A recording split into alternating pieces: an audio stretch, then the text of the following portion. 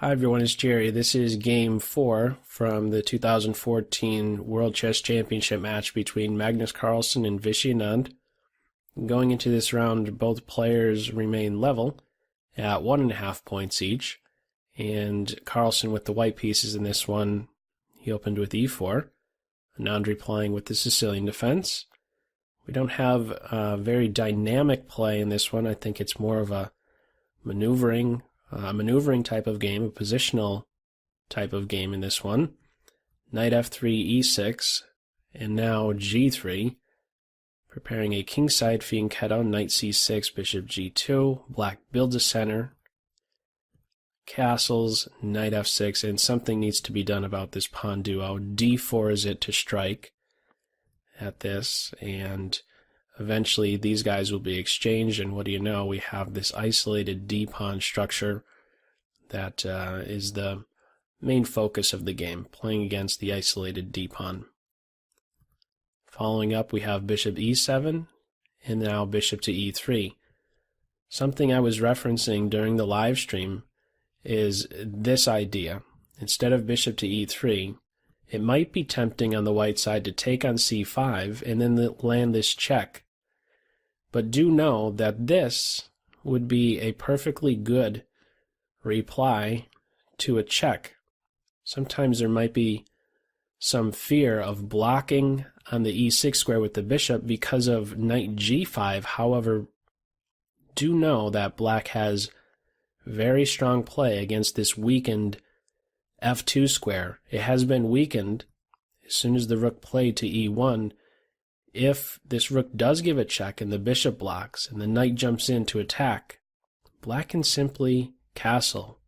This is an open position. Development is most important. Black has all their pieces working, or is at least very close to having all their pieces working. The queen is the only one who needs to move in order for black to become fully developed. If knight takes, pawn takes, rook takes, these guys are doing nothing, and already we have sacrifices on f2 that are available for black. Okay, we have this idea where king takes, knight e4, white is simply getting killed. That's double check, queen b6, you get the idea. White would be in a very difficult position. I just wanted to highlight that in this position, to take on c5 and then try to jump in here and land this check, this is a convenient way to block the check without fear of knight g5 piling up on that pinned piece. In the game, white wanted to force black to capture on d4, therefore it was bishop to e3, exerting more pressure on the c5 pawn. Black takes, the knight is there to recapture. Not too many more exchanges in this game, not for a while at least. From this point on, there won't be any exchanges for a little bit. A lot of maneuvering, getting pieces to good squares coming up. Black develops now with tempo. White is there reacting. With that move was also looking to maybe jump into f5. Black interferes with that idea. Also, queen d7 is not allowing h3 to kick this bishop. This guy here can be a bit of a pain to the white side. Watching out on that d1 square, a square that the queen rook would one day like to make use of, where it can put additional pressure on the d5 pawn. But that's not so easily accomplished, getting in that h3 advance. Queen d7 interferes with that, and again watches over the f5 square. Knight d2, castles, knight f3. Some nice harmony in the position. The knights are connected. These knights here, opposite one another, are fighting for the central dark squares. They offset. Rook e8, rook e1. Small improvements here. Bishop to e5. This, by the way, at this moment here, white has this option of taking on c6 and then following up with knight e5. However, there is the move queen b7. And if the knight is taking out the light square bishop, knight g4, bishop d4, there is now bishop f6, exchanging one of the bishops. And this is a perfectly fine position for black, a reliable home certainly for the f6 knight. and white is still having to react to this threat on the b pawn. Pretty much equal position. We didn't have that. Was an interesting idea though, a forcing line, something to calculate without question, to capture and then follow up with the fork. You are, after all, picking up a valuable bishop, but I believe black would have been fine in that line. In the game we had rook e1 and bishop d6, so now this idea is certainly ruled out altogether. Both bishop and knight are now watching over e5. c3 reinforces the d4 point, rules out any knight b4 ideas. Maybe in some cases that could be a bit of a nuisance to the queen. h6, black has a flight square, queen f1. This is a move during the live stream that I was doing. I thought it was a move that took about a half hour. Apparently I lost track of time. It only took about 10 minutes for queen to f1 to be played. And the idea behind it is, unless the clocks are messed up right now, but I'm not quite sure. Anyhow, this was the big think of the game right here, this moment. Move 15 took about 10 minutes, judging by the clocks at least right here. Queen f1 is permitting now h3 to give this bishop a kick. Anand spent nearly 20 minutes on his reply. Why did he take so much time? Well, there's a serious idea in mind with queen f1. It's not just to give the bishop a kick, it's to one day maybe force a knight for bishop exchange. As an example, just making a passive move here, such as a6, there can follow h3. If the bishop retreats to one of these two, of course the knight can take him out, and if he tries to go elsewhere, such as bishop h5, there is knight h4, and g4 is not long off, forcing the bishop to g6, and then we can have, again, this knight for bishop exchange, this very important imbalance in chess. So, in order to meet this idea of h3 and trying to hunt the bishop down, we have the voluntary retreat of the bishop, with bishop h5, h3, bishop g6. The bishop gets on this diagonal before it's maybe ruled out altogether. Now that the bishop is no longer on this diagonal, the white queen rook could finally play to that d1 square. There is no pin on this diagonal now that the bishop is no longer on that g4 or h5 square. Black gets their rook involved, all pieces central. The rooks opposite from one another, really well-placed pieces for both sides. Black is there to reinforce this isolated pawn, and white is in a position to maybe one day put pressure on it. We do see that take shape at this moment here. After knight takes knight, pawn takes, c4, and things are starting to open up a little bit. Pressure is mounting against d5. The more exchanges, by the way, on the white side, the better. It's more likely that this isolated pawn becomes a weakness with fewer pieces on the board. It'll be a more accessible point. Bishop e4 is welcoming a light square bishop exchange. Bishop d4, the knight is hit. Knight h7. Another option was rook to e6, preparing to recapture with the rook or even double along the e-file. But with knight to h7, there's ideas of one day knight g5 to put some pressure on these light squares, or as was pointed out by Anand after the game, this idea of playing into f8 and then circling back to e6. This is a nice post, a nice defensive post certainly for the black king to have a knight on f8. Later on he does take that route. He plays into f8, and e6, as it turns out, is a very nice square. Following up, we have c takes d, bishop takes d, the pair of rooks are off, and now the queen is no longer needed on f1. She improves her position. This is what I was talking about earlier. This is a maneuvering type of game, a positional approach, small steady improvements. There's no great haymakers in the position, no great tactics, just slow progress that's being made here. The queen slowly improving. She's now functioning along this file If bishop takes a2, there's already tactics in the form of bishop takes g7, unleashing the queen and rook on that d6 bishop. Knight to f8 at this point. And now knight to h4, welcoming a light square bishop exchange. Bishop e5, this is a nice move. Taking into account what exactly? This bishop on d4, there's no way that black's dark square bishop is better than white's right here, who is pointing right at the heart of this structure on the king side, g7. So black looks to neutralize this well-placed dark square bishop with bishop to e5.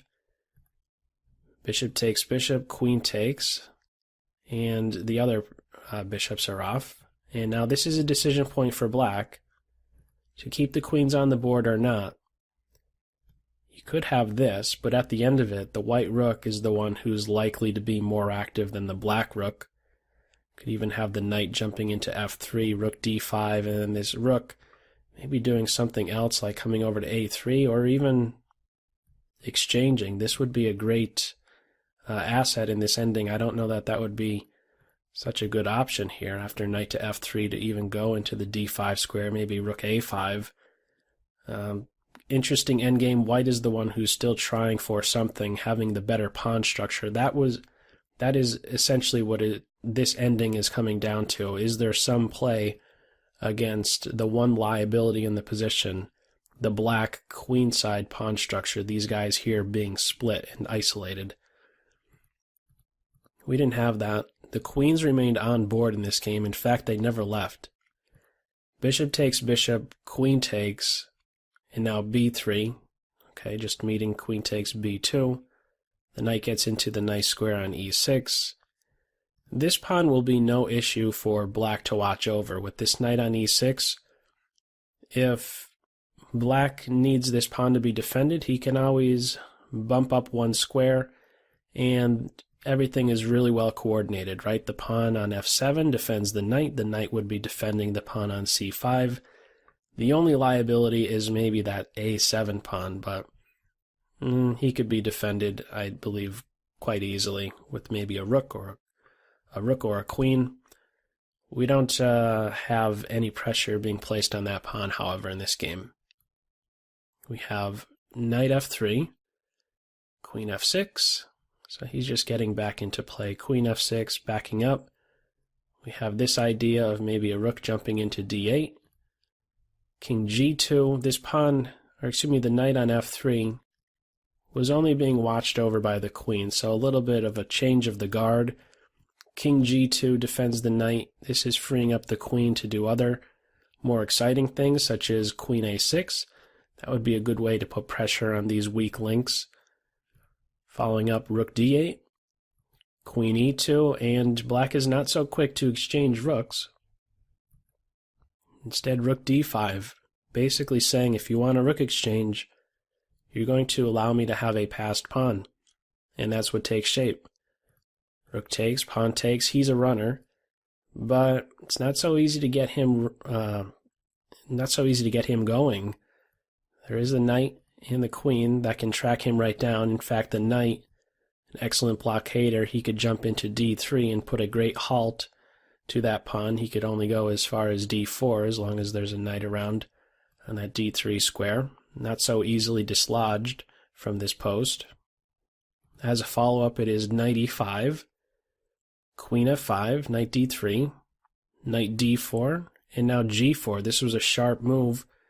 Carlsen, by the way, is, with this last move, just under 6 minutes. He's still needing to meet the 40th move. Both players still needing to make their 40 moves in pretty much limited time here.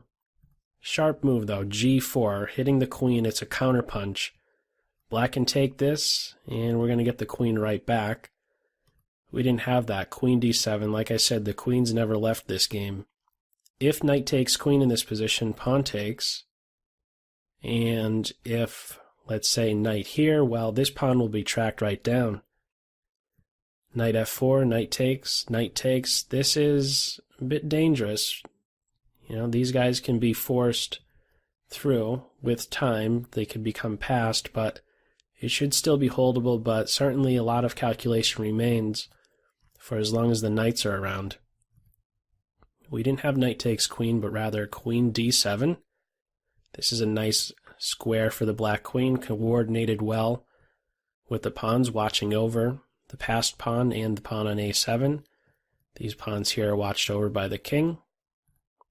Queen e5, improving the post of the queen. Hitting the knight drops back. King g3, queen b5, the knight is hit. Knight f4, the knights come off, the queens are still on board. King and pawn ending with some pair of queens on the board. How to make progress, it's very difficult. Both sides need to be cautious of perpetual check. White is the one who is slightly better in this position because of the better king position, and this pawn can maybe turn out to be, in fact, a liability. If there's some way that the white queen can establish a position where all the base points are controlled, there's maybe a way to try and get that pawn, but it's very difficult to do. The black queen remains in this game super active. First playing to b4, pushing the pawn. White inserts a check and picks up f7, but after queen d2, again, she remains very active. Pressure on a2, there's ideas of checks here, maybe even a perpetual check. During the game, someone had asked, or during the live stream, someone had asked about this move, queen takes a7, why wasn't queen takes a7 played here? In the game we saw queen f5, but what about queen takes pawn? What would happen? We can have queen d3. On king g2, there's queen e4. How do you avoid these checks? King g1, queen e1. King g2, queen e4. It's going to turn out to be a perpetual check. Suppose you try to do something else after queen takes on a7. Suppose after check here, the king goes, I don't know, suppose he goes here. Queen d2, king g3. And after queen d3, suppose he goes here to avoid checks. Well, now white has to be careful of not just perpetual check, but of losing. I don't care if these two pawns are passed and connected. Look at how far away they are from queening. This guy, by the way, the d pawn, is just a few steps away. So if white is going in this direction to avoid the perpetual check, they're also going in a direction where they're not going to be around to stop this pawn from advancing. The queen is the only one that would really be needed in order to escort this pawn down to the promotion square. So it's the short story, I guess, is that if white at this moment is going to pick up the pawn, black is always in a position to A, give a perpetual check, or B, in some cases here, shoulder off the king and try and promote their own pawn. We didn't have queen takes A, but rather queen f5 check, king h8, h4. The idea with this move is something black has to attend to get in g5 and g6. If a white pawn is established on g6, there's all of a sudden mating nets against the king. Pawn here guards f7 and h7. White at that point would only be needing to throw a piece on this back rank here, and that would be game over. Black is not going to allow that to happen, though. Grabbing the a pawn, ready to pick up another one with check. Black queen stays very active, so too does the white king. But after queen d2, again, she remains very active. Ideas of queen to d1 check, queen d3. If she's getting into d1, there's checks over here on g1 or h1. There's not really a great way to make progress here. If the king tries to get active towards the center, this is in fact losing. There go the queens, and here comes a new one. So you can't just go towards this pawn so easily. Again, there are these checks with queen d1, queen d3. Always something to constantly watch over. The queen is restricted. She has too many things that she needs to do. Watch over this pawn. She cannot watch over this pawn and still facilitate this type of an advance. That's one of the ideas behind Queen to D2. I should have mentioned that. Not only Queen D3 and Queen D1, but she's also stopping this idea of G5, G6 to plant a pawn on that G6 square, looking for mating ideas. So after Queen D2, this was a very strong move and basically the last move of the game, because as it follows up, we do in fact have a draw being agreed after Queen E8, King H7, Queen E4 check, King H8, Queen to E8 check, King H7. It is at this point that the players agreed to a draw. So this is now the second draw of the game, but in both games that were draws, in games 1 and in this game 4, they were without question fighting draws. And we are yet again level in this match. Both players now having 2 points each. Tomorrow's a rest day, and game 5 will pick up on November 14th. And I will continue to track the progress of this match and live stream it and do videos of each of the games, and maybe you'll tune in for some of them if you can. So feel free to share what your thoughts are on this, and I'll catch you in the next video. As always, I hope you got something out of it. Take care. Bye.